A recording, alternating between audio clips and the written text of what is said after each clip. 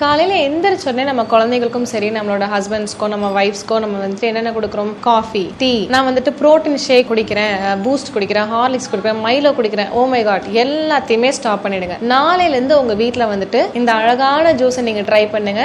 என்னன்னு கேட்டிங்கன்னா வெள்ளை பூசணி ஜூஸ், ஒயிட் பம்கின், ஆஷ்கார்ட். ஸோ கண்டிப்பாக இந்த ஒரு ஜூஸ் வந்துட்டு உங்களோட லைஃப்பில் ஒரு பெரிய பெரிய மாற்றத்தை கொண்டு வரும். வெள்ளை பூசணி ஜூஸ் எப்படி போடலாம்? நீங்கள் வெள்ளை பூசணியை தோல் மட்டும் நீக்கிட்டு உள்ள மிக்சியில் போட்டு நல்லா அரைச்சிட்டு ஒரு மெஷ் கிளாத் வச்சு நல்லா வடிகட்டி ஜூஸை மட்டும் எடுத்துட்டு கொஞ்சோண்டு உப்பு, பெப்பர், தேன் ஊற்றி நீங்கள் சாப்பிடலாம். வீசிங், சைனஸ், ஆஸ்துமா இருக்கிறவங்க வந்துட்டு எடுக்காதீங்க.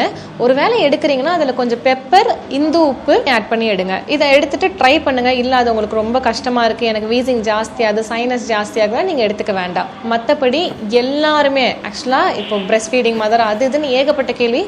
எல்லாருமே வெள்ளை பூசணி ஜூஸை ரெகுலராக எடுக்கலாம், வாழ்நாள் முழுக்க எடுக்கலாம். அவ்வளோ அருமையான மருத்துவ குணங்கள் அந்த ஜூஸில் இருக்கு.